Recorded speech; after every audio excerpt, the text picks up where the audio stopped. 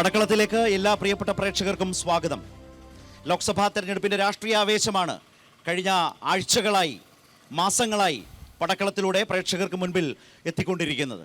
ഇന്നിപ്പോൾ വീണ്ടും ചാലക്കുടി ലോക്സഭാ മണ്ഡലത്തിലൂടെയാണ് പടക്കളം കടന്നുപോകുന്നത്. ഇന്ന് ഈ പടക്കളത്തിൽ പങ്കെടുക്കുന്നത് ചാലക്കുടി മുനിസിപ്പൽ സ്റ്റേഡിയം പരിസരത്ത് നടക്കുന്ന ഈ പടക്കളത്തിൽ പങ്കുചേരുന്ന മുന്നണി വക്താക്കളെ നമ്മൾക്ക് ആദ്യം പരിചയപ്പെടാം. Shri KS Ashokan CPIM LDF, Shri Shajumon Vattekkad BJP NDA, Shri OJ Janeesh Congress UDF. ചാലക്കുടിയിൽ വളരെ സജീവമായൊരു പടക്കളത്തിൽ പങ്കുചേരാനായി ഈ നാടിൻ്റെ പൗരാവലി നമ്മൾക്കൊപ്പം ഒത്തുചേർന്നിട്ടുണ്ട്. എല്ലാവരെയും സ്വാഗതം ചെയ്യുകയാണ്. ജനീഷ്, നിങ്ങളുടെ സിറ്റിംഗ് സീറ്റ് എന്ന നിലയിൽ കോൺഗ്രസിൽ നിന്ന് തുടങ്ങിയാൽ, UDF നിന്ന് തുടങ്ങിയാൽ, തെരഞ്ഞെടുപ്പ് രംഗത്ത് പ്രചാരണം ശക്തമായി അതിൻ്റെ അവസാന ദിവസങ്ങളിൽ നമ്മൾ നിൽക്കുകയാണ്. ഇനി പോളിംഗ് ബൂത്തിലേക്ക് പോകാൻ അധിക ദിവസമില്ല, 26-ലേക്ക് എത്തുകയാണ് നമ്മൾ. അവിടെ രാഹുൽ ഗാന്ധി എന്ന നിങ്ങളുടെ ദേശീയ നേതാവ് കേരളത്തിൽ കുറച്ച് ദിവസങ്ങൾ വന്നു. അദ്ദേഹം അതുമായി ബന്ധപ്പെട്ട് പറഞ്ഞ കാര്യങ്ങൾ, ഇപ്പോൾ ഒരു ഘട്ടത്തിൽ മുഖ്യമന്ത്രിക്ക് നേരെ അദ്ദേഹം ഉന്നയിച്ച പരാമർശങ്ങൾ, അതിന് മുഖ്യമന്ത്രി കൊടുത്ത മറുപടി, ഇതെല്ലാം യഥാർത്ഥത്തിൽ രാഹുൽ ഗാന്ധിയെയും കോൺഗ്രസിനെയും ബാധിക്കുന്ന വിധത്തിലേക്ക് മാറി. ഒരു ദേശീയ നേതാവിൽ നിന്ന് ഒരു പ്രാദേശിക നേതാവിൻ്റെ നിലയിലേക്ക് അദ്ദേഹത്തിന് താഴേണ്ടി വന്നോ അദ്ദേഹത്തിൻ്റെ പരാമർശങ്ങൾ? അദ്ദേഹം ഒരു മുന്നണിയുടെ, BJP വിരുദ്ധ മുന്നണിയുടെ ഭാഗമായി നിന്നുകൊണ്ടാണോ കേരളത്തിൻ്റെ മുഖ്യമന്ത്രിയെ പോലും സമീപിച്ചത് എന്നൊരു പ്രശ്നമില്ലേ? അതാകട്ടെ കേരളത്തിലെ കോൺഗ്രസ് നേതൃത്വത്തിൻ്റെ താല്പര്യത്തിന് വഴങ്ങിയതുകൊണ്ട് അദ്ദേഹം അനാവശ്യമായി ഏറ്റുവാങ്ങേണ്ടി വന്ന പഴികളാണ്. ഇന്ദിരാഗാന്ധി പോലും വലിയ തോതിൽ വിമർശിക്കപ്പെടുന്നതിനും ചർച്ചയാവുന്നതിനുമൊക്കെ രാഹുൽ ഗാന്ധി വഴിയൊരുക്കിയില്ലേ? അത് യഥാർത്ഥത്തിൽ അദ്ദേഹത്തിൻ്റെ രാഷ്ട്രീയ കാഴ്ചപ്പാടിൻ്റെ ഒരു പോരായ്മയാണോ? അത് വലിയ തോതിൽ ചർച്ച ചെയ്യുന്നൊരു സമയത്താണ് നമ്മളിവിടെ നിന്ന് സംസാരിക്കുന്നത്. ജനീഷ്, ഈ തെരഞ്ഞെടുപ്പിൽ UDFനെ സംബന്ധിച്ച് വളരെ വിജയപ്രതീക്ഷയോടുകൂടി തന്നെയാണ് മുന്നോട്ട് പോകുന്നത്. 20 പാർലമെൻറ്റ് സീറ്റുകളിലും ഒരു വലിയ വിജയം ഞങ്ങൾ ഉറപ്പുവരുത്തിക്കൊണ്ട് തന്നെയാണ് മുന്നോട്ട് പോകുന്നത്. കേരളത്തിൻ്റെ മുഖ്യമന്ത്രി പിണറായി വിജയൻ നിരന്തരമായി രാഹുൽ ഗാന്ധിയെ വിമർശിക്കുന്നു എന്നുള്ളതല്ലാതെ മറ്റെന്ത് രാഷ്ട്രീയമാണ് കേരളത്തിനകത്ത് പറഞ്ഞു വെക്കുന്നുള്ളത്? അദ്ദേഹം ലളിതമായൊരു ചോദ്യം മാത്രമാണ് ചോദിച്ചത്. ഞാൻ 24 മണിക്കൂറും നരേന്ദ്രമോദിയെ വിമർശിക്കുന്നു, പിണറായി വിജയൻ 24 മണിക്കൂറും എന്നെ വിമർശിക്കുന്നു. ഇതിൻ്റെ രാഷ്ട്രീയ സാങ്കത്യം എന്താണ് എന്നുള്ള ചോദ്യം തന്നെയാണ് അദ്ദേഹം ഉന്നയിക്കുന്നത്. അതിൽ രാഹുൽ ഗാന്ധി ഒരു സംസ്ഥാന നേതാവിന്റെ പദവിയിലേക്ക് താഴ്ന്നോ എന്ന് ചോദിക്കുന്നത് വിമർശനം സ്വാഭാവികമാണ്. പക്ഷേ അവിടെ നിന്ന് കടന്ന് അദ്ദേഹം ED എന്തുകൊണ്ട് മുഖ്യമന്ത്രിയെ അറസ്റ്റ് ചെയ്യുന്നില്ല എന്ന നിലയിലേക്ക് അദ്ദേഹം ഒരു പരാമർശം നടത്തിയതാണ് യഥാർത്ഥത്തിൽ മറ്റൊരു തലത്തിൽ ചർച്ച ചെയ്യുന്നതിനും രാഹുൽ ഗാന്ധി വിമർശിക്കപ്പെട്ടൊരു നേതാവിൽ നിന്ന് ഉണ്ടാകാൻ പാടുള്ളതാണ്. സ്വാഭാവികമായും കേരളത്തിനകത്ത് ഈ കഴിഞ്ഞ കാലഘട്ടങ്ങളിൽ അത്രയും രാഹുൽ ഗാന്ധി കേരളത്തിൽ വരുമ്പോൾ ഒരിക്കൽ പോലും അദ്ദേഹം പിണറായി വിജയനോ ഇടതുപക്ഷത്തെയോ വിമർശിക്കാൻ, അങ്ങനെ മനഃപൂർവ്വമായി വിമർശിക്കാൻ വേണ്ടി തയ്യാറാകാറില്ല. പക്ഷേ നമ്മുടെ മുമ്പിൽ രാഷ്ട്രീയമായ ഒരു സത്യം എങ്ങനെ നിലനിൽക്കുകയാണ്?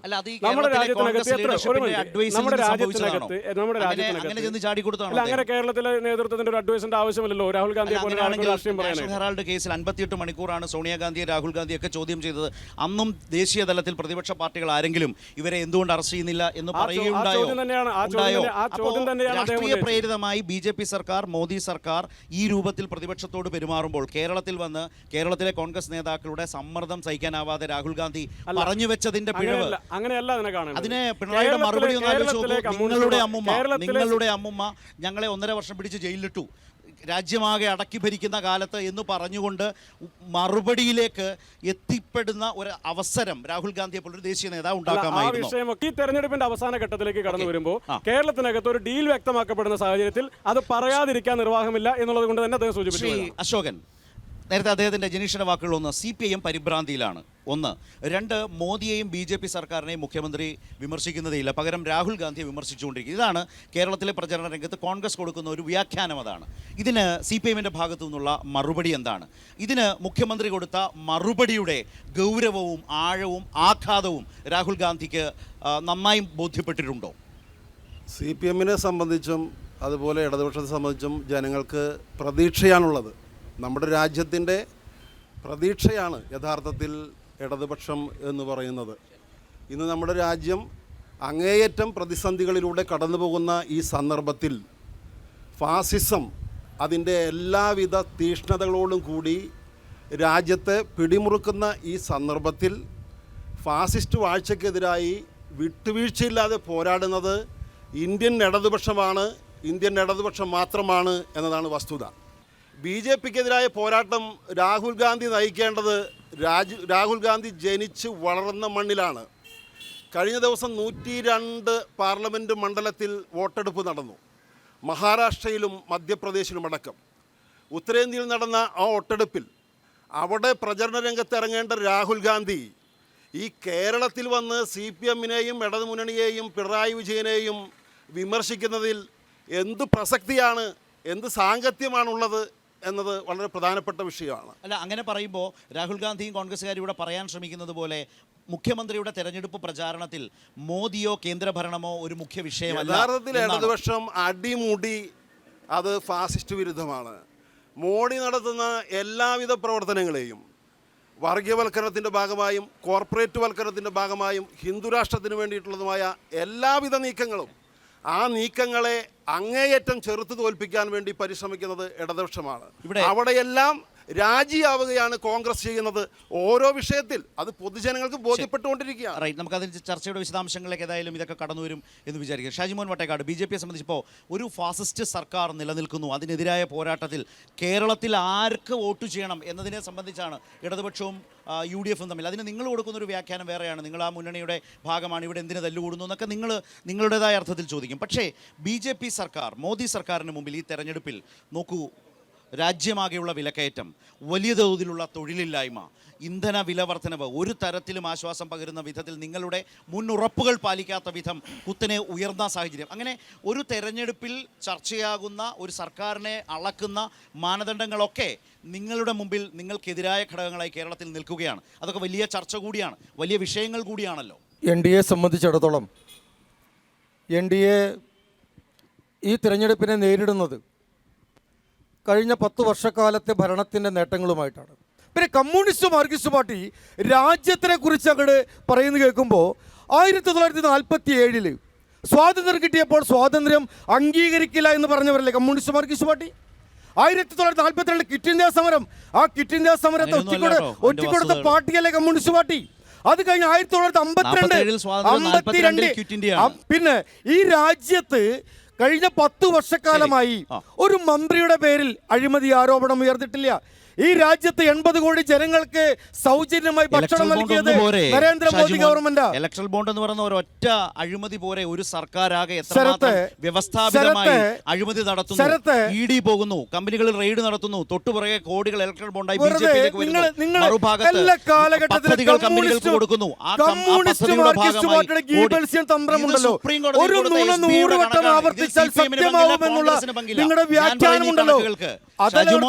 SBI സുപ്രീം കോടതിയിൽ കൊടുത്ത കണക്കുകളിൽ നിന്ന് വെളിവായ രാജ്യത്തിന് മുമ്പിലെ യാഥാർത്ഥ്യമാണ്. ഇലക്ട്രൽ ബോണ്ട് വിഷയത്തിൽ നമുക്കറിയാൻ സാധിക്കും 2017 വരെ കള്ളപ്പണമായിരുന്നു തെരഞ്ഞെടുപ്പുകളിൽ ഉപയോഗിക്കപ്പെട്ടിരുന്നത്. ഞാൻ പറഞ്ഞോട്ടെ, രാഷ്ട്രീയ പാർട്ടി തിരഞ്ഞെടുപ്പ് സമയത്ത് എല്ലാവരെയും പണം വാങ്ങിക്കും. 2017 വരെ കേരള രാജ്യത്തെ പാർട്ടികൾ നടത്തിയ പിരിവിനെ ഒന്നും സുപ്രീം കോടതി റദ്ദ് ചെയ്തിട്ടില്ല. പകരം 2017 മോദി സർക്കാർ കൊണ്ടുവന്ന ഇലക്ട്രൽ ബോണ്ട് എന്ന് പറയുന്ന പുതിയ ഗുണ്ടാ പിരിവ്, അഴിമതി പിരിവ്, ഇലക്ഷൻ പിരിവ് നിങ്ങൾ അങ്ങനെ വില കുറച്ച് കാണല്ലേ. നിങ്ങൾ നൽകിയ വാഗ്ദാനങ്ങള് ഞാൻ ഓർമ്മിപ്പിക്കട്ടെ. 2 കോടി യുവജനങ്ങൾക്ക് തൊഴിൽ നൽകാമെന്ന് പറഞ്ഞിട്ട് 2 കോടി നൽകിയുമില്ല. 2 കോടി അവസരങ്ങൾ ഉണ്ടായിട്ട് പോലും നിങ്ങൾ പൊതുമേഖലാ സ്ഥാപനങ്ങളെ വിറ്റഴിച്ചുകൊണ്ട് എല്ലാ യുവജനങ്ങളെയും പട്ടിണി കോലങ്ങളാക്കിയവരാണ്. നിങ്ങൾ ഭീകരപ്രവർത്തനം തടയുമെന്ന് പറഞ്ഞ് നോട്ട് നിരോധനം നടപ്പിലാക്കിയവരാണ്. 15 ലക്ഷം രൂപ പോക്കറ്റിലാക്കുമെന്ന് ഓരോ ആൾക്കാരുടെയും പോക്കറ്റിൽ കൊണ്ടുവരുമെന്ന് പറഞ്ഞ് നിങ്ങൾ നടത്തിയവരാണ്. ഇതൊന്നും നിങ്ങൾ പാലിച്ചില്ല എന്ന് മാത്രമല്ല ഈ രാജ്യത്തെ വിറ്റ് തുലയ്ക്കുകയാണ് ചെയ്തത്. എന്നിട്ടാണ് നിങ്ങൾ വലിയ വീരവാക്യം പറയുന്നത്. ഇലക്ട്രൽ ബോണ്ട് എന്ന് പറയുന്നത് വലിയ ആധികാരികമായിട്ട് ചെയ്യേണ്ട ഒരു കാര്യമാണ്. രാജ്യത്തെ വികസനത്തിന്റെ ഒരു പുതിയ പാതയിൽ കൊണ്ടുപോയി പുതിയ പാതയിൽ കൊണ്ടുവരുന്നതാണ്. എന്ത് മര്യാദയാണ് പറയുന്നത്, എന്ത് മാന്യതയാണ് നിങ്ങളുടെ വർത്തമാനത്തിനുള്ളത്. ഈ തെരഞ്ഞെടുപ്പ് കാലത്ത് പുതിയ തുറപ്പിച്ചിട്ടാണ് പൗരത്വ ഭേദഗതി ബില്ല്. ഷാജിമോനെ, ആർട്ടിക്കിൾ 9 സിറ്റിസൺഷിപ്പ് എന്ന് ഫോറിൻ സിറ്റിസൺഷിപ്പ് ഇല്ല, നമുക്കില്ല. ഇരട്ട പൗരത്വം ഇല്ല. ഇരട്ട പൗരത്വം അംഗീകരിക്കാത്ത രാജ്യത്ത് എങ്ങനെയാണ് പാകിസ്ഥാനിൽ നിന്നും അഫ്ഗാനിസ്ഥാനിൽ നിന്നും ബംഗ്ലാദേശിൽ നിന്നും ആ രാജ്യം അവരുടെ പൗരത്വം ഉപേക്ഷിക്കാത്തോളം കാലം ഇവർക്ക് പൗരത്വം കൊടുക്കാൻ കഴിയില്ല. Article 14 equality. നമ്മുടെ റിലീജിയൻ സുഹൃത്ത് പറയുന്നത് ഏതായാലും കേന്ദ്ര നിയമം വന്നു, ചട്ടവും വന്നു. BJP വാദം എന്താണ്? അതോടുകൂടി നടപ്പായി. പക്ഷേ സുപ്രീം കോടതിയിൽ കേസ് നിൽക്കുന്നു. സുപ്രീം കോടതി ഇതിൽ അന്തിമമായി വിധി പറയുന്നത് വരെ ഈ നിയമം നടപ്പാവില്ല എന്നാണോ? അങ്ങനെയാണെങ്കിൽ കേരള സർക്കാർ സുപ്രീം കോടതിയിൽ ഹർജി കൊടുത്തിട്ടുണ്ട്. ആ ഹർജി എന്നത് പ്രസക്തമാണോ? സംഘടനകൾ ഹർജി കൊടുത്തിട്ടുണ്ട്, പ്രസക്തമാണോ? നടപ്പാവാത്ത ഒരു വിഷയമാണ് എന്നാണ് ഞാൻ സൂചിപ്പിച്ചത്. ഇന്ന് ഈ രാജ്യത്ത് നിലനിൽക്കുന്ന മുഴുവൻ പൗരന്മാരും ആ പൗരന്മാരുടെ പൗരത്വത്തെ ഇല്ലാതാക്കുന്ന രീതിയിലേക്കുള്ളൊരു നിലപാട് സുപ്രീം കോടതി സ്വീകരിക്കുമോ? സുപ്രീം കോടതി സ്വീകരിക്കില്ല. അപ്പോൾ സുപ്രീം കോടതി നിലപാട് എന്താണെന്ന് വ്യക്തമാക്കുന്നതിന് വേണ്ടി അതിനു വേണ്ടിയിട്ടാണ് കേരള സർക്കാർ ഇത് കേരളത്തിൽ നടപ്പാക്കില്ല എന്ന് ശക്തമായി വാദിക്കുന്നതിനൊരു അടിസ്ഥാനം സുപ്രീം കോടതിയാണ്. ഷാജിമോൻ വട്ടക്കാരനോടാണ്. ഓൺലൈനായിട്ട് അടിച്ചു നോക്കിയാൽ ആർക്കും പരിശോധിക്കാവുന്ന രീതിയിൽ സുതാര്യമായിട്ടാണ് മുഖ്യമന്ത്രിയുടെ ദുരിതാശ്വാസ നിധി. അന്ന് കേന്ദ്ര ഗവൺമെന്റിന് പ്രധാനമന്ത്രിക്ക് ഒരു ദുരിതാശ്വാസ നിധി അതിന്റെ ഒരവസ്ഥ എന്താണെന്ന് പറഞ്ഞാൽ ആർക്കെങ്കിലും പരിശോധിക്കാൻ പറ്റുമോ? കഴിഞ്ഞ 5 വർഷക്കാലമായിട്ട് ഈ മണ്ഡലം പ്രതിനിധീകരിച്ചത് കോൺഗ്രസ് പാർട്ടിയുടെ അല്ലെങ്കിൽ കോൺഗ്രസിന്റെ MP ആയ ശ്രീ ബെന്നി ബെഹനാനാണ്. ഈ കേരളത്തിനകത്ത് 20 MP എടുത്തു കഴിഞ്ഞാൽ തികഞ്ഞ പരാജയപ്പെട്ട MP 5 പേരെടുത്താൽ അതിൽ ഏറ്റവും മുമ്പന്തിൽ നിൽക്കുന്ന ആളുടെ പേരാണ് ബെന്നി ബെഹനാൻ എന്ന് പറയുന്നത്. എന്തുകൊണ്ട്? അദ്ദേഹം ഇവിടെ ഫണ്ട് ചെലവഴിച്ചത് ബന്ധപ്പെട്ട് നോക്കിയാൽ കാണാൻ കഴിയും. തീർത്തും പരാജയം തന്നെ മാത്രമായിരുന്ന ഒരു ഒറ്റ MP ആണെങ്കിൽ അത് ബെന്നി ബെഹനാൻ എന്ന് പല കാര്യങ്ങളുണ്ട്. ഇപ്പൊ ഫണ്ടിന്റെ കാര്യം മാത്രം എടുത്ത് പറയാൻ നിങ്ങൾ നോക്കൂ, ഈ രാജ്യത്തിനകത്ത് കഴിഞ്ഞ 10 വർഷക്കാലമായിട്ട് രാജ്യം ഭരിച്ചുകൊണ്ടിരിക്കുന്ന BJP ആണ്. ഈ രാജ്യത്ത് നിന്ന് ഇല്ലാതാക്കുന്ന ഒരു നിയമങ്ങളും കരിനിയമങ്ങളും രാജ്യത്തിനകത്ത് കൊണ്ടുവരാൻ പാർലമെന്റിൽ നിയമം, കാശ്മീരിന് പ്രത്യേക പദവി, അല്ലെങ്കിൽ മറ്റേ ഇപ്പൊ ലാസ്റ്റ് കൊണ്ട് പൗരത്വ ഭേദഗതി ബില്ലടക്കം, ഇതിലൊന്നും ബെന്നി ബെഹനാൻ ഒരു അക്ഷരം വേണ്ടിയിട്ടില്ല. ന്യൂനപക്ഷ വിഭാഗങ്ങളെ ആക്രമിക്കുന്ന പല നടപടികളും രാജ്യത്തിനകത്ത് ഉണ്ടാകുമ്പോൾ, BJP അതിന് നേതൃത്വം കൊടുക്കുമ്പോൾ, RSS നേതൃത്വം കൊടുക്കുമ്പോൾ, ഇവിടെ MP എന്ന് പറയുന്ന ഈ ബെന്നി ബെഹനാൻ ഒരു അക്ഷരം പോലും മിണ്ടാൻ തയ്യാറാവുന്നില്ല എന്ന വിചിത്രമായ കാഴ്ചയാണ് നമ്മൾ ഈ കാലത്ത് കണ്ടുകൊണ്ടിരുന്നത്. താങ്കൾ ചോദിച്ച ചോദ്യത്തിന് ഉത്തരം പറയുന്നതിന് മുമ്പ് അദ്ദേഹം സ്വാതന്ത്ര്യ സമരത്തിൽ കമ്മ്യൂണിസ്റ്റുകാർ വഹിച്ച പങ്കിനെ സംബന്ധിച്ച് ചില ചരിത്രവിരുദ്ധമായ അഭിപ്രായ പ്രകടനങ്ങൾ നടത്തുകയുണ്ടായി. അത് നോണ പറയുക മാത്രമല്ല, ഒരു നോണ ഫാക്ടറി തന്നെയാണ്. സ്വന്തമായിട്ട് നോണ ഫാക്ടറി ഉള്ളവരാണ്. ഇന്ത്യൻ അതങ്ങനെയാണല്ലോ പിടിച്ചു നിൽക്കണത്. ഈ ഫാക്ടറിയുടെ പുറത്താണ് ഈ നാളം അവസാനിക്കുന്നില്ല എന്നുള്ളത് കൊണ്ടാണ് നരേന്ദ്രമോദി ഒരു അഭിമുഖത്തിൽ ഇവിടെ മാർക്സിസ്റ്റുകൾ, ഐഡിയോളജിക്കൽ കമ്മ്യൂണിസ്റ്റുകളാണ് ഞങ്ങൾക്ക് ഏറ്റവും അലോസരമുണ്ടാക്കുന്നത് എന്ന് നരേന്ദ്രമോദിക്ക് പറയേണ്ടി വന്നത്. ഈ രാജ്യത്ത് ഉയർന്നു വന്ന കർഷക സമരവും കർഷക തൊഴിലാളി സമരവും അതുപോലെ CAA-ക്കെതിരെ സമരവും 25 കോടി തൊഴിലാളികൾ അണിനിരത്തിയ തൊഴിലാളി സമരവും ഈ ജനവിരുദ്ധമായ എല്ലാ സമരങ്ങൾക്കും ആശയാടിത്തറ പകർന്ന് ആത്മവീര്യം പകർന്നു നൽകിയ ഒരു പ്രത്യയശാസ്ത്രമാണ് കമ്മ്യൂണിസം. അത് അവസാനിക്കുന്നില്ല എന്ന കാര്യം നന്നായി ഓർത്തു വെക്കുക. ഈ ചരിത്രത്തിലെ പിശ എങ്ങനെയാണ് അദ്ദേഹം പറഞ്ഞു വന്നപ്പോൾ ഒന്ന് വഴിതിരിഞ്ഞു പോയി. സ്വാതന്ത്ര്യ സമരവുമായി ബന്ധപ്പെട്ട സ്വാതന്ത്ര്യം കമ്മ്യൂണിസ്റ്റുകാർ വഹിച്ച പങ്ക് ഞാൻ ഇവിടെ ഒന്ന് പറഞ്ഞാൽ നേരം വെളുത്തിട്ട് എനിക്ക് പോകാൻ പറ്റുള്ളൂ. അത് വേണ്ട. അപ്പോൾ ഒരു RSSകാരന്റെ പേര് പറഞ്ഞാൽ നമുക്കിവിടെ വെച്ച് അവസാനിപ്പിക്കാം. സ്വാതന്ത്ര്യ സമരത്തിൽ പങ്കെടുത്ത ഒരു RSകാരന്റെ പേര് പറഞ്ഞാൽ ജയിലിൽ കിടന്ന ഒരാളുടെ പേര് മാത്രമല്ല, സ്വാതന്ത്ര്യ സമരത്തിൽ പങ്കെടുക്കാതെ നിങ്ങളുടെ ഊർജം പാഴാക്കാതെ നിങ്ങൾ ഹിന്ദു രാഷ്ട്രത്തിന് വേണ്ടി പൊരുതാൻ പറഞ്ഞ ആളാണ് ഗോൾവൾക്കർ, സർസംഘ് ചാലക്, ഇവരുടെ രണ്ടാമത്തെ വിചാരധര എഴുതിയ ആള്. അതൊക്കെ ചരിത്രരേഖ, ഇതൊക്കെ പറഞ്ഞു പോയിട്ടുള്ളതാണ്. ഇതൊക്കെ തേമാനം വന്നു പോയ ആരോപണങ്ങളാണ്. ഇത്തരം കാര്യങ്ങളൊക്കെ ഇവർ പറയാതിരിക്കുകയാണ് ഇവർക്ക് നല്ലത്. ശരി, പൗരത്വത്തിനെതിരായ പുതിയ സാഹചര്യത്തിലെ പൗരത്വ നിയമം മതരാഷ്ട്രത്തിന് വേണ്ടിയുള്ള നീക്കമാണ് നരേന്ദ്രമോദിയുടെ. അത് ഞങ്ങൾ നന്നായി മനസ്സിലാക്കുന്നുണ്ട്. സംഘപരിവാറിൻ്റെ പൊളിറ്റിക്കൽ അജണ്ടയുടെ എസൻസ് എന്താണെന്ന് ഞങ്ങൾ കമ്മ്യൂണിസ്റ്റുകാർ, ഇടതുപക്ഷക്കാർ നന്നായി മനസ്സിലാക്കുന്നുണ്ട്. അതുകൊണ്ട് തന്നെ അത് അനുവദനീയമല്ല. മതരാഷ്ട്രത്തിലേക്കുള്ള നീക്കമാണ്. കോൺഗ്രസ്സുകാർ അത് മനസ്സിലാക്കുന്നില്ല. അതുകൊണ്ടാണല്ലോ അവരെ പ്രകടന പത്രികയിൽ CAA ഒഴിവാക്കുമെന്ന് അവർ പറയാത്തത്.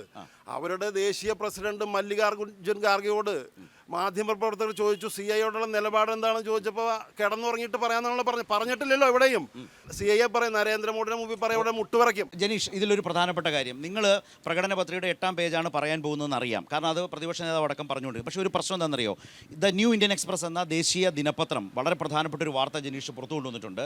ഈ നയപ്രഖ്യാപനത്തിന് പ്രകടന പത്രികയുടെ കോൺഗ്രസിൻ്റെ പ്രകടന പത്രികയുടെ കരട് തയ്യാറാക്കിയപ്പോൾ അതിൽ അതിശക്തമായ ഭാഷയിൽ പൗരത്വ നിയമം റദ്ദു ചെയ്യും എന്നെഴുതിയിരുന്നു.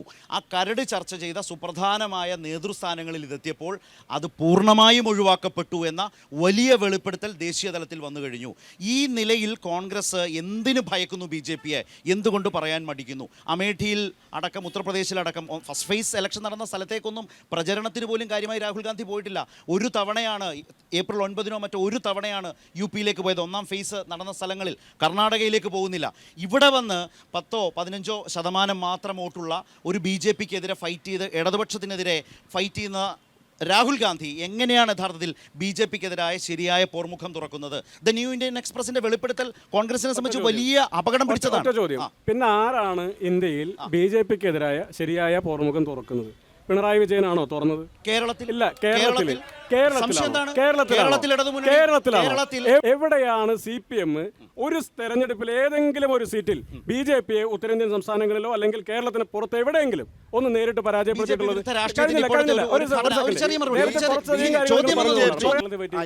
സമഗ്രമായ ആധിപത്യം സംഘപരിവാർ ഇവിടെ പുലർത്തിക്കൊണ്ടിരിക്കുക. അവർക്കെതിരായി ഒരു പോരാട്ടം അത് കനപ്പിക്കേണ്ടത് ഇന്ന് ചരിത്രത്തിൻ്റെ ആവശ്യമാണ്. നിങ്ങൾ ഓർക്കുക, ഏത് വിഷയത്തിലാണ് എല്ലാ വിഷയങ്ങളിലും ഇപ്പൊ ഇലക്ട്രൽ ബോണ്ട് വിഷയത്തിൽ കോടതിയിൽ പോയി അതിനെ നേരിട്ടത് ആരാണ്? CAA വിഷയത്തിൽ വിട്ടുവീഴ്ചയില്ലാതെ പോരാടിക്കൊണ്ടിരിക്കുന്നത് ആരാണ്? കാശ്മീർ 370-ാം വകുപ്പ് റദ്ദ് ചെയ്തുകൊണ്ട് കാശ്മീരിനെ തകർത്തപ്പോൾ രാഷ്ട്രീയമായും കോടതിയിൽ പോയി വീട്ടുതടങ്കലിലായ നേതാക്കന്മാരെ കാണാൻ പോയത് ആരാണ്? അതുപോലെ വിട്ടുവീഴ്ചയില്ലാത്ത പോരാട്ടം. മറ്റൊരു പോയിന്റ് കൂടി, ഈ തെരഞ്ഞെടുപ്പ് കാലത്തെ സംസ്ഥാനങ്ങളെ കുറിച്ചാണ് പറയുന്നതെങ്കിൽ കേരളത്തിൽ BJP-ക്കെതിരായ പോരാട്ടത്തിൽ ഒന്നാം പേരുകാരായി കേരളീയർ കാണുന്നത്, കേരളത്തിനകത്തെ പോരാട്ടത്തിൽ കാണുന്നത് ഇടതുപക്ഷത്തെ തന്നെയാണ്. 2, തമിഴ്നാട്ടിലേക്ക് പോയാൽ സ്റ്റാലിന്റെ നേതൃത്വത്തിലുള്ള DMK. 2, മൂന്നാമത്തത് മഹാരാഷ്ട്രയിൽ. നിങ്ങൾക്ക് നിങ്ങളുടെ യോജിപ്പെടുക്കാം, പക്ഷെ ഞാൻ കാണുന്ന എന്റെ കാഴ്ചപ്പാട് കേരളത്തിൽ യാതൊരു സംശയവും വേണ്ട, കേരളത്തിൽ ഇടതുപക്ഷ ജനാധിപത്യ മുന്നണി തന്നെയാണ്. മഹാരാഷ്ട്രയിൽ ശിവസേന നയിക്കുന്ന മുന്നണിക്കാണ് നേതൃത്വം, കോൺഗ്രസിനല്ല. ബീഹാറിൽ RJD നയിക്കുന്ന മുന്നണിക്കാണ് നേതൃത്വം, എന്റെ ചോദ്യം CPM അല്ല, അത് അദ്ദേഹത്തിന്റെ ചോദ്യമാണ്.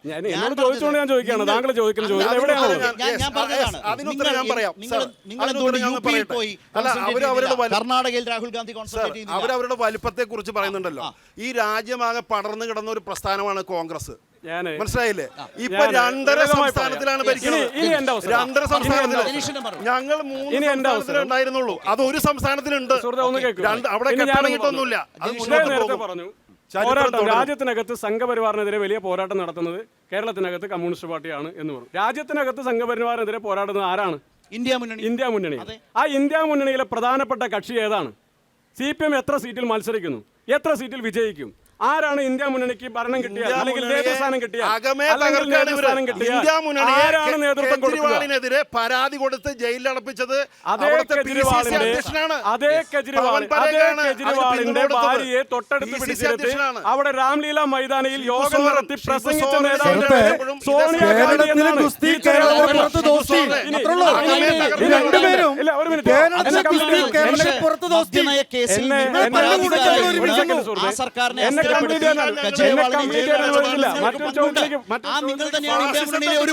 ഞങ്ങൾ ഏത് നിലപാട് ഇവര് നേരത്തെ പറഞ്ഞു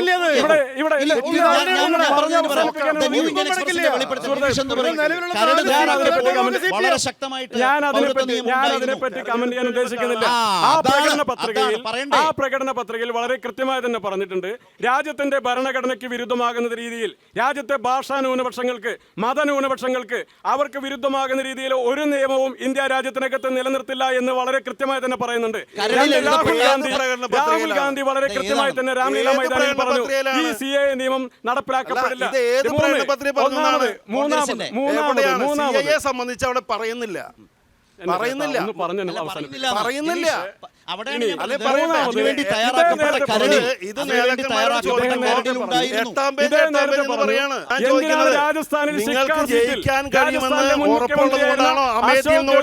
കൂടെയാണ്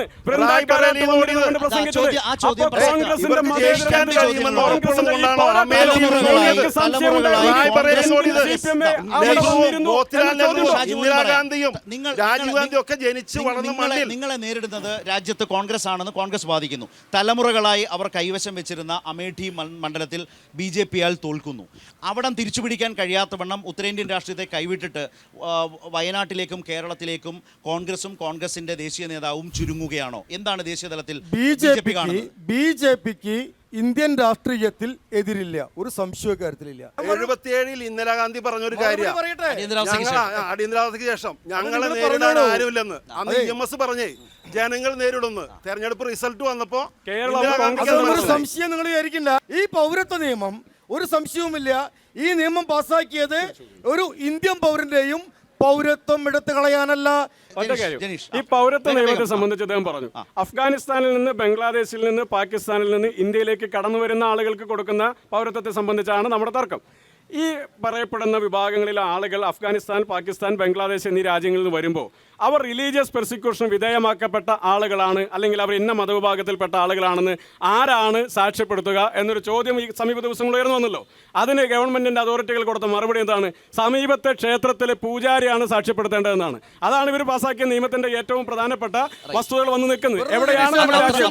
എവിടെയാണ് നമ്മുടെ രാജ്യം പോയിരിക്കുന്നത്? ആലോചിക്കുക. രണ്ട് ഒറ്റ ചോദ്യം. അഫ്ഗാനിസ്ഥാനിൽ നിന്ന് വരുന്ന ആളുകൾക്ക് എന്തിന്റെ അടിസ്ഥാനത്തിലാണ് ഇന്ത്യയിൽ ഇപ്പോൾ പൗരത്വം കൊടുക്കുന്നത്? കാരണം തൊട്ടടുത്ത രാജ്യമല്ല, അതിർത്തി പങ്കിടുന്ന രാജ്യമല്ല.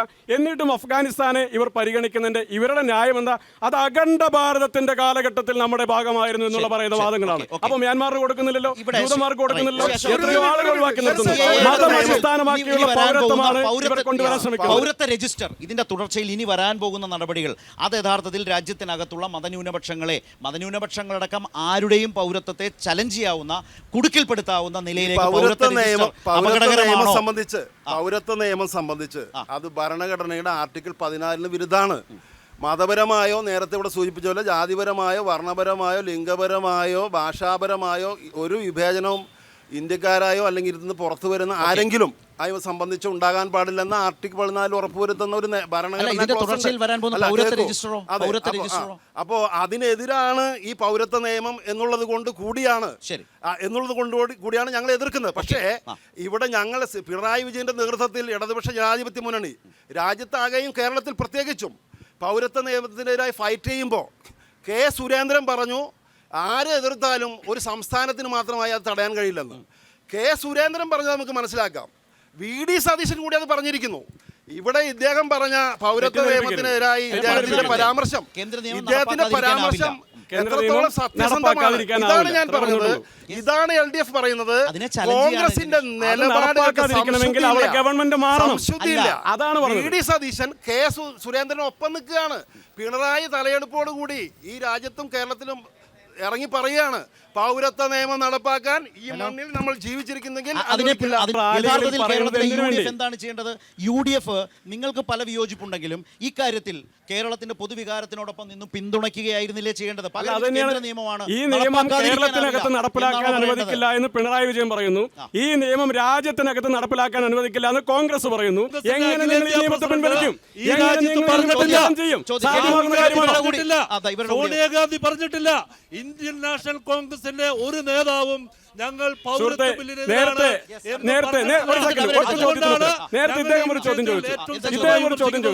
ചാലക്കുടി പാർലമെന്റിലെ നിലവിലുള്ള MP ഏത് അടിസ്ഥാന മതന്യൂനപക്ഷങ്ങൾ ആക്രമിക്കപ്പെടുന്ന ഘട്ടത്തിൽ അദ്ദേഹം നിലപാടെടുത്തു എന്ന് ചോദിച്ചു. ഞാൻ ഒരൊറ്റ ഉദാഹരണം മാത്രം പറയാം. ഒന്ന്, CA നിയമവുമായി ബന്ധപ്പെട്ടുള്ള ചർച്ചകൾക്കിടയിലും മറ്റു അനുബന്ധ കാര്യങ്ങൾക്കിടയിലും പാർലമെന്റിനകത്ത് സസ്പെൻഡ് ചെയ്യപ്പെട്ട MP-മാരുടെ കൂട്ടത്തിൽ ഒന്ന് ബെന്നി ബെഹനാൻ ഉണ്ടായിരുന്നു. സത്യമാണല്ലോ. BJP ഏറ്റവും കൂടുതൽ എതിർക്കുന്നത് ഇവിടുത്തെ CPM ആണ് എന്ന് പറയുമ്പോൾ 1977 ജനതാ പാർട്ടി അധികാരത്തിൽ വന്നപ്പോൾ ഇവിടുത്തെ ജനസംഘവും ഇവിടുത്തെ CPM-ഉം ജനതാ പാർട്ടിയും ഒരുമിച്ചാണ് മത്സരിച്ചത്. ചേട്ടൻ രാഹുൽ ഗാന്ധിയുടെ അമ്മൂമ്മയെ ഓർമ്മിപ്പിക്കുക, ഇന്ദിരാഗാന്ധി ഓർമ്മിപ്പിക്കുകയാണ്. വെറുതെ ഒരു തെരഞ്ഞെടുപ്പിൽ ഒന്നാമത് രാഹുൽ ഗാന്ധി മേടിച്ചു കൊടുത്തു.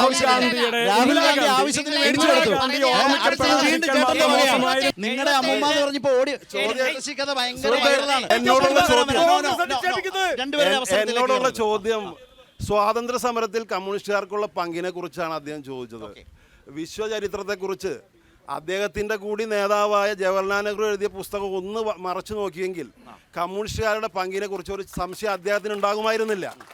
1947 AKG ജയിലിൽ കിടന്നിട്ടാണ് സ്വാതന്ത്ര്യം കിട്ടിയതിൻ്റെ ഭാഗമായിട്ടുള്ള സ്വാതന്ത്ര്യ പതാക ജയിലിൽ കിടന്ന് ഉയർത്തിയ ആളാണ് AKG. സെൻറ് തോമസ് കോളേജിൽ പഠിക്കുമ്പോൾ EMS സെൻറ് തോമസ് കോളേജിൽ പഠിക്കുമ്പോഴാണ് വിദ്യാലയം ഉപേക്ഷിച്ച് സ്വാതന്ത്ര്യ സമരത്തിൽ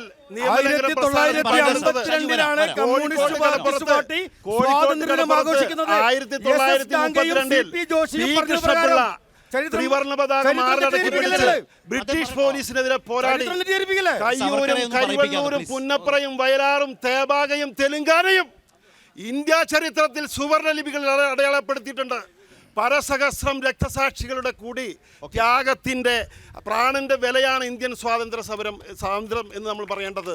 നമുക്കറിയാം, അപ്പു ചിരികണ്ഠൻ, കുഞ്ഞമ്പു അബൂബക്കർ ബ്രിട്ടീഷുകാരുടെ കഴുമരത്തിൽ കയറി ഊഞ്ഞാലാടിയ സഖാക്കളാണ്.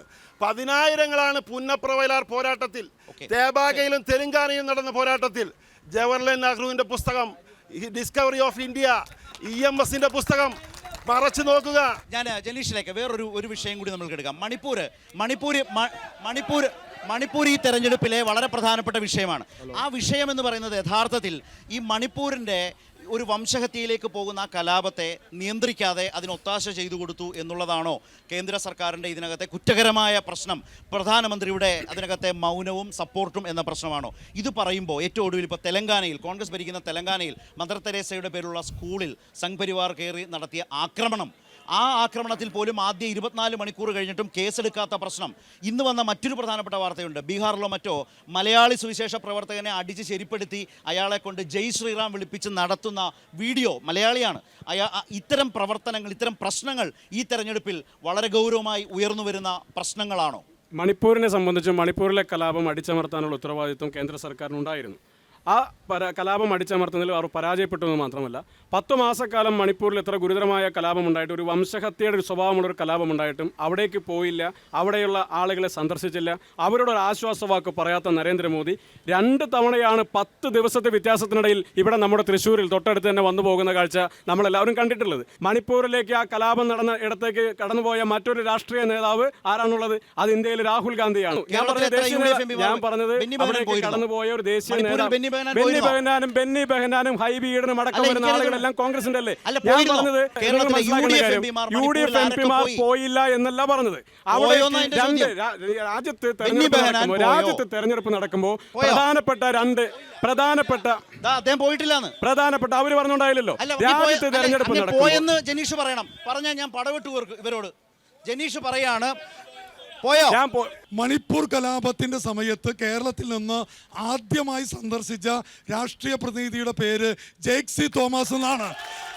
ബെന്നി ബെഹനാൻ എന്ന് പറയുന്ന 5 വർഷം ചാലക്കുടി കണ്ടിട്ടില്ലാത്ത MP മണിപ്പൂരും പോയിട്ടില്ല, ഈ ചാലക്കുടി മണ്ഡലത്തിലും വന്നിട്ടില്ല എന്നത് തിരിച്ചറിയണം. ജനീഷ്, ബെന്നി ബെഹനാൻ മണിപ്പൂർ പോയിട്ടുണ്ടെന്ന് പറഞ്ഞാൽ ഞാൻ ഈ രാഷ്ട്രീയ പ്രവർത്തനം അവസാനിപ്പിക്കാം, വെല്ലുവിളിക്കാണ്. കേരളത്തിലെ MP-മാർ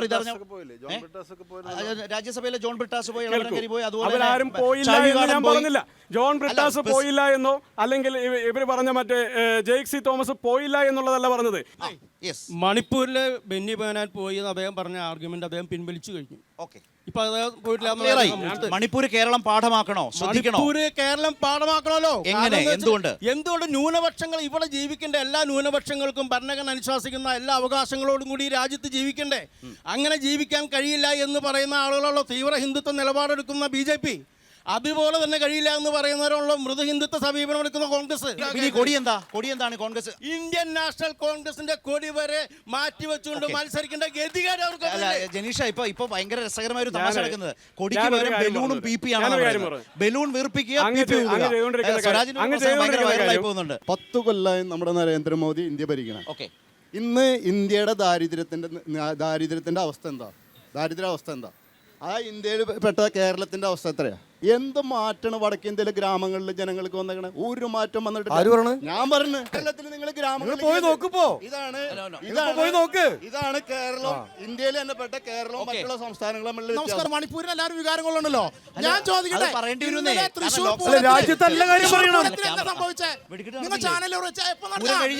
ഈ കേരളത്തിലെ എല്ലാ ഉത്സവങ്ങളും, എല്ലാ പൂരങ്ങളും, എല്ലാ പെരുന്നാളുകളും ഏകോദര സഹോദരങ്ങളെപ്പോലെ നമ്മളെല്ലാം കോർത്ത് ചേർത്ത് പിടിച്ച് ഒരുമിച്ച് ആഘോഷിച്ച് സന്തോഷിക്കുന്ന ഒരു സ്ഥലമാണ്. അതുകൊണ്ടാണ് ഹാപ്പിനെസ് ഇൻഡെക്സിൽ ഈ കേരളം രാജ്യത്ത് ഒന്നാമതായി നിൽക്കുന്നത്.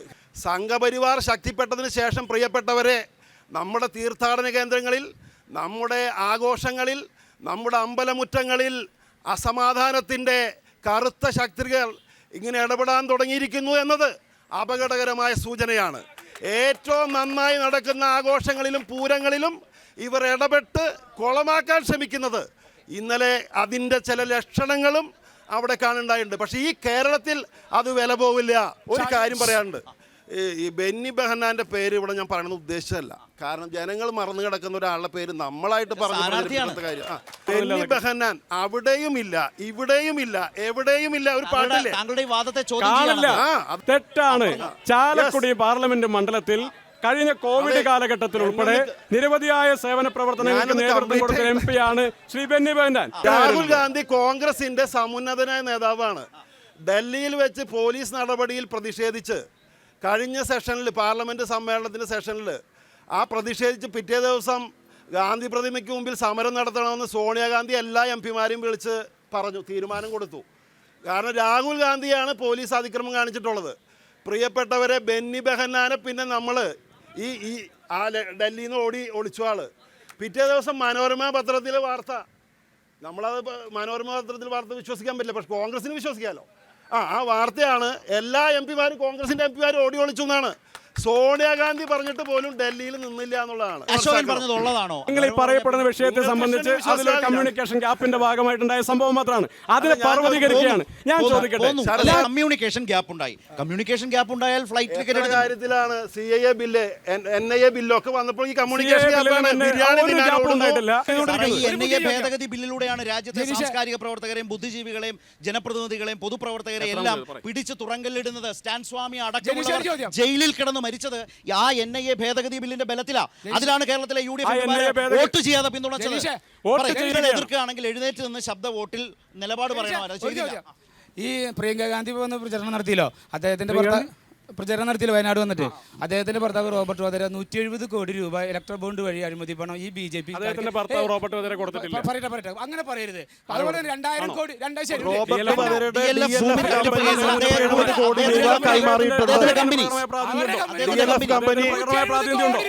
നെഹ്റു കുടുംബത്തിൽ നിന്നും 170 കോടി രൂപ ഇലക്ട്രൽ ബോണ്ട് വഴി BJPക്ക് കൈമാറിയിട്ടുണ്ട്. അതിന്റെ പ്രത്യുപകാരമായി 2000 കോടി രൂപ ഗുരുഗ്രാം കേസ് പിൻവലിച്ചിട്ടുണ്ട്. എന്തിനു വേണ്ടിയാണ് 2000 കോടി വാങ്ങിച്ചത്? അഴിമതിക്ക് വേണ്ടിയല്ലേ? എന്നിട്ട് രാഹുൽ ഗാന്ധി റോഡ് ഈ അഴിമതിക്കെതിരെ മുദ്രാവാക്യം വിളിച്ചിട്ട് എന്ത് കാര്യമുള്ള? ഉത്തരേന്ത്യൻ സംസ്ഥാനങ്ങളെ കേരളം ഇന്നൊരു മാതൃകയാവാൻ കാരണം എന്താണെന്ന് അറിയുമോ? ഞാൻ വെറുതെ പറയുന്നതല്ല, ഇപ്പോൾ വെറുതെ സിമ്പിളായിട്ടൊരു കഥ ഉണ്ടാക്കി പറയുന്നതല്ല. ഞാനൊരു പ്രവാസിയാണ്. എൻ്റെ റൂംമേറ്റ് UP-കാരനാണ്, വാരണാസി നരേന്ദ്രമോദിയുടെ മണ്ഡലത്തിലുള്ള സഞ്ജയ് എന്നൊരു സുഹൃത്തുണ്ട്. ഈ സുഹൃത്തിൻ്റെ മകൻ 11 വർഷമായിട്ട് സ്കൂളിൽ പോയിട്ടില്ല. ഞാനോട് ചോദിച്ചു, എന്താ നിൻ്റെ മകനെ സ്കൂളിൽ വിടാത്തത്? കാരണം പറഞ്ഞത് 30 കിലോമീറ്റർ അകലെയാണ് സ്കൂള്. അപ്പം അവൻ BJP-കാരനാണ്, BJP പ്രവർത്തകനാണ്. ഞാൻ അവനോട് പറഞ്ഞൊരു കാര്യമുണ്ട്, നീ ഞങ്ങളുടെ നാട്ടിലേക്ക് വാ. അവൻ എൻ്റെ നാട്ടിൽ വന്നിട്ടുണ്ടായിരുന്നു. നിങ്ങൾ അമ്പലം പണിത് കളിക്കുമ്പോൾ ഞങ്ങൾ സ്കൂൾ പണിതാ കളിക്കണേ. ഞങ്ങൾ സ്കൂൾ പണിതാണ്, നിങ്ങൾ അമ്പലം പണിയാണ്. സുഹൃത്ത് പോരെ, വാരണാസിയിലേക്ക് പോരെ, ഞാൻ കൊണ്ടുപോകാം. വാരണാസി ക്ഷേത്ര നഗരിയാണ്. ഞാൻ UP-ലെ ഗോരഖ്പൂർ ഒരു വർഷം സ്കൂളുകളുടെ എണ്ണത്തേക്കാൾ കൂടുതൽ 33% സാക്ഷരതയുള്ള ആളുകളാണ്. 73 അനുഭവത്തിൽ എന്ന് പറഞ്ഞ വളരെ ഗൗരവമായ വശമാണ്. ഇവർക്ക് മാത്രമേ അനുഭവമുള്ളൂ, ബാക്കി ആർക്കും അനുഭവമില്ല. സാറിന്റെ സർക്കാരിന്റെ നീതി ആയോഗിന്റെ രാജ്യത്തെ ഏറ്റവും മികച്ച സംസ്ഥാനമായ തുടർച്ചയായ അവാർഡ് വാങ്ങുന്നത് കേരളമാണ്. ഷാജു വട്ടേക്കാട് തുടർച്ചയായി നീതി ആയോഗ് രാജ്യത്തെ ഏറ്റവും മികച്ച സംസ്ഥാനമായി നിരന്തരം തെരഞ്ഞെടുക്കുന്ന കേരളത്തെയാണ്. സമയത്ത് ഗംഗയിലൂടെ ശവശരീരങ്ങൾ ഒഴിയ കാഴ്ച നമ്മൾ കണ്ടു. ഈ കോവിഡ് സമയത്ത് നമ്മൾ കണ്ടില്ലേ? ശ്രീ ഷാജിമോൻ, നമ്മൾ കോവിഡ് കാലത്ത് കണ്ടതാണ് കേരളം അടക്കമുള്ള സംസ്ഥാനങ്ങളിൽ ഇതര സംസ്ഥാന തൊഴിലാളികൾ പദയാത്ര നടന്നു വീട്ടിൽ പോകേണ്ടി വരുന്നു. എത്രയോ ആളുകൾ ഇന്നസെന്റ് MP ആയി 5 വർഷം ഈ ചാലക്കുടി പ്രതികരിച്ചപ്പോൾ 1750 കോടി രൂപയുടെ വികസന പ്രവർത്തനമാണ് ഈ ചാലക്കുടി മണ്ഡലത്തിൽ നിർവഹിച്ചത്. അത് ചാലക്കുടി താലൂക്ക് ആശുപത്രിയിൽ കോടിക്കണക്കിന് രൂപയുടെ വികസനം. ഇവിടെ ആയുർവേദ ആശുപത്രി ഈ ഹൈവേയോട് ചേർന്ന്, അതുപോലെ കോടശ്ശേരി, അതിരപ്പള്ളിയിൽ, അതുപോലെ കൊരട്ടിയിൽ, ഈ പഞ്ചായത്തുകളിലാകെ നിരവധിയായിട്ടുള്ള വികസന പ്രവർത്തനങ്ങൾ.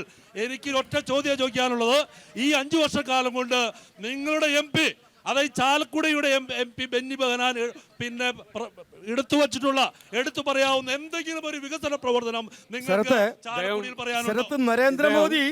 നരേന്ദ്രമോദിയുടെ സർക്കാർ ചാലക്കുടി മണ്ഡലത്തിലേക്ക് വികസന പ്രവർത്തനത്തിന് വേണ്ടി പണം കൊണ്ടുവന്നു എന്ന് ആ സഖാവ് സമ്മതിക്കുന്നുണ്ടല്ലോ. അതെ, ഭരണഘടനാപരമായി അവകാശപ്പെട്ട പദ്ധതി വിഹിതമാണ് മിസ്റ്റർ. ഭരണഘടനാപരമായി അവകാശപ്പെട്ട പദ്ധതി വിഹിതമാണ് മിസ്റ്റർ. നരേന്ദ്രമോദിയുടെ തറവാട്ട് സ്വത്തല്ലേ വീട്ടിൽ നിന്ന് നരേന്ദ്രമോദി വീട്ടിൽ നിന്ന് കൊണ്ടുവന്നിട്ടില്ല. ജനങ്ങൾ നികുതി നരേന്ദ്രമോദി കൊണ്ടുപോയിട്ടില്ല. നികുതി പണം അവിടെ കൊണ്ടുവന്നത്. നരേന്ദ്രമോദി എല്ലാ കൊണ്ടുപോയിട്ടില്ല, മണ്ഡലങ്ങളിലും കൊണ്ടുപോകില്ല. ഇത്ര പൈസ ചെലവാകാൻ 1.72 നികുതി കോടി കിട്ടുന്നത്. ശ്രീ ശരത്, അദ്ദേഹം ചോദിച്ച ചോദ്യത്തിന് എന്റെ ഒരു അനുഭവം ഞാൻ അദ്ദേഹം ചോദിച്ച ചോദ്യത്തിന് മറുപടി പറയാൻ ഒരു അവസരം തരണം.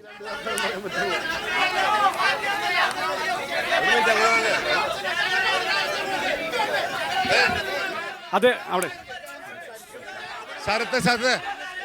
ശ്രീ ശരത്, അദ്ദേഹം ചോദിച്ച ചോദ്യത്തിന് അതെ, അല്ലല്ല, ഒരു സെക്കൻഡ്, ആ ചോദിച്ച ചോദ്യത്തിന് മറുപടി പറയട്ടെ.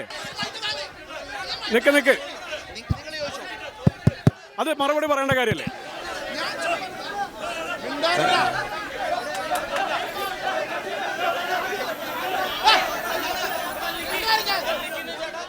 എല്ലാവരും നിശബ്ദമായിരിക്കട്ടോ. എല്ലാവരും നിശബ്ദമായിട്ടിരിക്കേ. എല്ലാവരും അവരുടെ സീറ്റിലിരിക്കേ.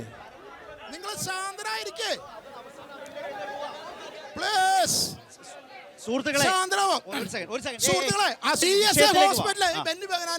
കാലത്താണ് ESI ഹോസ്പിറ്റൽ എന്ന് വരാണ്ടിരുന്നത്. കൊരട്ടി സൊസൈറ്റിയുടെ വാടകയ്ക്കായിരുന്നു. ഇന്നസെന്റ് MP ഉണ്ടായപ്പോ 5 കൊല്ലകാലമായിരുന്നു യാതൊരു പ്രൊസീജിയർ നടന്നിട്ടുണ്ടായിരുന്നില്ല. അദ്ദേഹം ബെന്നി ബെഹനാൻ MP പ്രവർത്തനത്തെ പറ്റിയാണ് ചോദിച്ചത്. 19.19 കോടി 18 ലക്ഷം രൂപ, 19 കോടി 18 ലക്ഷം രൂപയുടെ പദ്ധതി വിഹിതം ഇവിടെ ചെലവഴിച്ചു. എത്രയോ പരിപാടികൾ ഇവിടെ നടത്തി, എത്രയോ വികസന പദ്ധതികൾ കൊണ്ടുവന്നു. വെറുതെ കാടടച്ച് വെടിവെക്കുകയാണ്. അതിനു മുമ്പുള്ള 5 വർഷക്കാലം ഇവിടെ ചാലക്കുടി, ഈ തൊട്ടടുത്തുള്ള ചാലക്കുടി മേൽപ്പാലം ഉൾപ്പെടെ എത്ര കാലം യാഥാർത്ഥ്യമാകാതെ കിടന്നു? 9 വർഷക്കാലം കിടന്നില്ലേ? ആരാണ് യാഥാർത്ഥ്യമാക്കിയത്? ബെന്നി ബെഹനാന്റെ പെർഫോമൻസിനെ സംബന്ധിച്ച് ചർച്ച ചെയ്യാൻ ഒരു അവസരം വേണ്ടത് തന്നെയാണ്. അദ്ദേഹമാണ് ഇവിടെ ഈ MP ഫണ്ട് ഏറ്റവും അധികം ലാപ്സാക്കിയ ഒരു MP. അദ്ദേഹത്തിന്റെ പെർസെന്റേജ് അദ്ദേഹത്തിൻ്റെതായി 5 വർഷം MP ആയിരുന്ന അദ്ദേഹത്തിൻ്റെതായി ഒരടയാളവും പേരിന് പോലും ഈ മണ്ഡലത്തിലില്ല. നിങ്ങൾ നോക്കൂ, ഈ ചാലക്കുടി പാർലമെന്റ് മണ്ഡലത്തിൽ അയ്യോടാ, ആ ഗതികേടാണ്. ചാലക്കുടി താലൂക്ക് ആശുപത്രി, Chalakudy railway station, Chalakudy Panampilly government college തുടങ്ങിയിട്ടുള്ള വിവിധ സ്ഥാപനങ്ങൾ, ഈ സ്ഥാപനങ്ങളുടെ പുരോഗതിക്ക് വേണ്ടി ഒരു നയ്യാ പൈസ മുടക്കിയിട്ടില്ല. ഞാൻ പറയുന്നത് ഒരു താരതമ്യം പഠനം വഴിയാണ്. ഇന്നസെന്റ് MP വലിയ വികസന മുന്നേറ്റമാണ് കാഴ്ചവെച്ചത്. മാമോഗ്രാം യൂണിറ്റും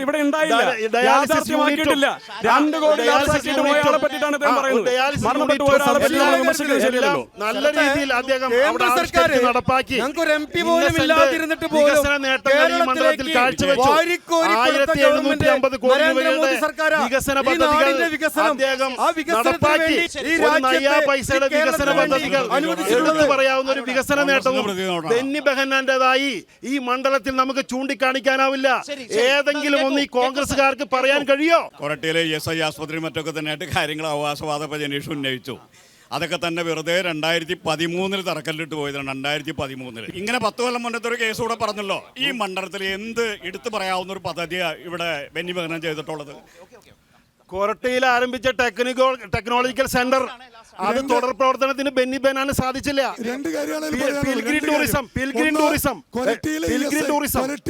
അതിലൊന്നും ചെയ്യാൻ കഴിഞ്ഞില്ല. സർക്കാരിന്റെ കാലത്ത് കൊടിക്കുന്നിൽ സുരേഷ് വ്യവസായ വകുപ്പ് സഹമന്ത്രി ആയിരിക്കുമ്പോൾ, ധനപാലൻ തൊഴിൽ മന്ത്രി ആയിരിക്കുമ്പോൾ, ധനപാലൻ MP ആയിരിക്കുമ്പോൾ അവസാന മാസങ്ങളിൽ തറക്കല്ലിട്ടാണ്.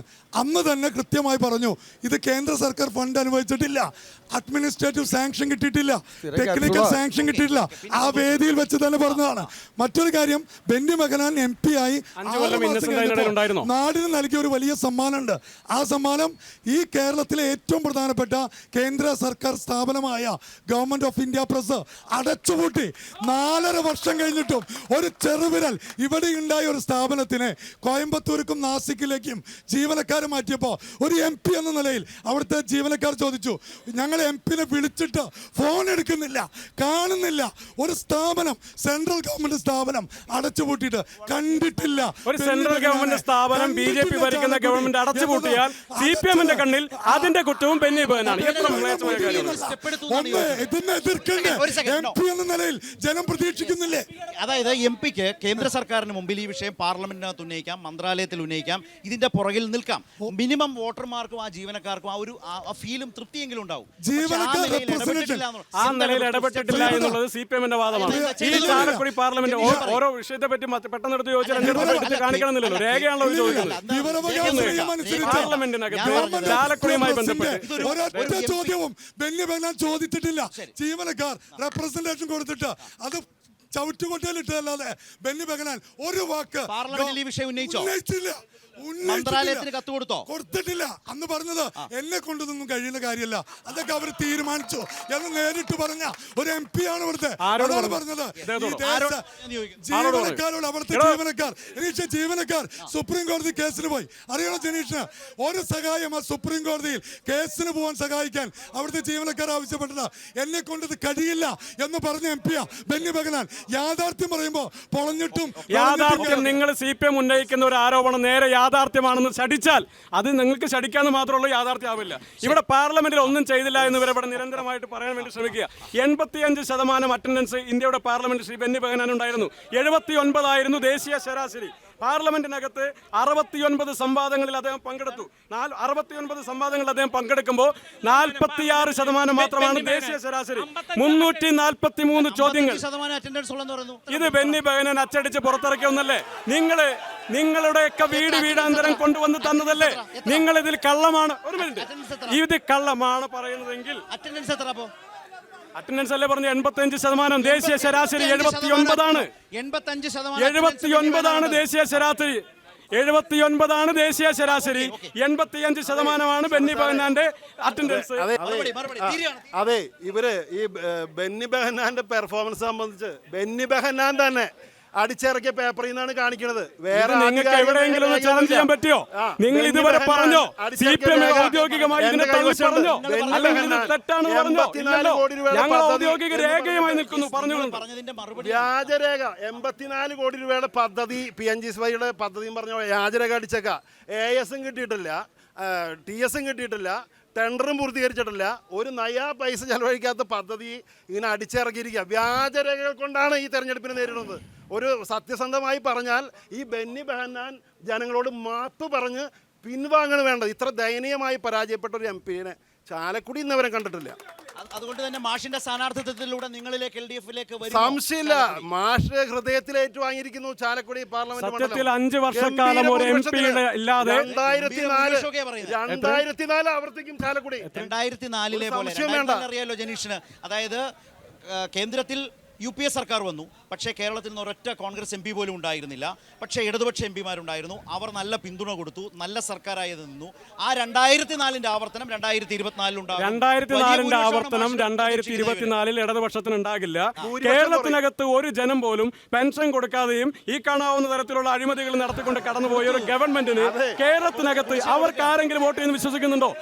പെൻഷൻ 3 മാസത്തെ കൊടുത്തു കഴിഞ്ഞിരിക്കുന്നു. അദ്ദേഹം ബാക്കി മാസത്തെ കൊടുക്കാൻ സാധിക്കുന്നില്ല. പെൻഷൻ കൊടുക്കാനല്ലേ 2% പെട്രോളിൽ ഡീസലിൽ സെസ് ഏർപ്പെടുത്തിയത്? എന്തിനാണ് ഇന്ധന വില വർധനവുണ്ടാക്കിയത്? 2% ഇന്ധന വിലയിൽ വർധനവുണ്ടാക്കിയത് എന്തിനാ? സോഷ്യൽ സെക്യൂരിറ്റി സെസ് അല്ലേ? എന്താ കൊടുക്കാൻ സാധിക്കുന്നില്ല? പറയുന്നുണ്ടോ? അവര് കൈയടിച്ചു കൊടുക്കുക. 19 മാസമില്ല സുഹൃത്തെ, 19 മാസമില്ല. 3 മാസത്തെ പെൻഷൻ കൊടുത്തു കഴിഞ്ഞിരിക്കുന്നു. കേരളത്തിൽ വീട്ടിലെത്തി കഴിഞ്ഞിരിക്കുന്നു. ഒറ്റ കാര്യം കൂടി ഇവർ പറയുന്ന പകരം വെക്കുന്ന ആരാണ്? രവീന്ദ്ര മാഷല്ലേ? ഇവിടെ വികസന പ്രവർത്തനം നടക്കാൻ പോകുന്നത് എന്ന് കരുതി അദ്ദേഹം ചെയ്ത കെടുകാര്യസ്ഥൽ ഇല്ലാതാകുമോ? അത് നിങ്ങളുടെ വാദമാണ്. ചരിത്രത്തിൽ എത്ര പരീക്ഷകൾ കൂട്ടിപ്പോയ ഉമ്മൻചാണ്ടി സർക്കാരിന്റെ കാലത്ത് നിന്ന് ആ സ്കൂളുകളിലേക്ക് കൂടുതൽ കുട്ടികളെ എത്തിച്ച പൊതുവിദ്യാഭ്യാസത്തെ ശക്തിപ്പെടുത്തിയ വിദ്യാഭ്യാസ മന്ത്രിയുടെ പൊതുവിദ്യാഭ്യാസത്തിന്റെ ഭാഗമായി പണിത സ്വന്തം നിയോജകമണ്ഡലത്തിൽ പണിത സ്കൂളുകളും തകർന്നു വീഴുന്നത് നോക്കി നിൽക്കുകയാണ് അദ്ദേഹം. രണ്ടാമത്തെ മത്സരത്തിൽ രവീന്ദ്ര മാഷ ഭൂരിപക്ഷം 26,000. മൂന്നാമത്തെ മത്സരത്തിൽ രവീന്ദ്ര മാഷ ഭൂരിപക്ഷം 39,000. ഇവിടെ ചാലക്കുടിയിൽ അദ്ദേഹം ജീവിതത്തിൽ ആദ്യമായി തോൽവിയറിയും. 1 ലക്ഷത്തോളം വോട്ടിന് ബെന്നി ബെഹനാൻ ചാലക്കുടിയിൽ വിജയിക്കും. CPM പരാജയപ്പെടും. ഇതിനിടയിൽ പ്രധാനമന്ത്രി പറയുന്നുണ്ട് രണ്ടക്കം എന്നൊക്കെ കേരളത്തിൽ. ഏതാണ് ഈ രണ്ടക്കം? 2-0. ഇവിടെ ഇന്ത്യയുടെ പ്രധാനമന്ത്രി ഇന്ത്യയുടെ പ്രധാനമന്ത്രി വളരെ കൃത്യമായിട്ട് പറഞ്ഞിട്ടുണ്ട്. 2 അക്കം സീറ്റുകൾ എത്തുമെന്ന് കേരളത്തിൽ ഒരു സംശയവും വേണ്ട. പിന്നെ ഇപ്പൊ BJP പറയേണ്ട കാര്യമില്ല. അത് അല്ല, കോൺഗ്രസ്സുകാരെ ഉദ്ദേശിച്ച 2 അക്കം പറയുന്നത് ഈ ബെന്നി ബെഹനാൻ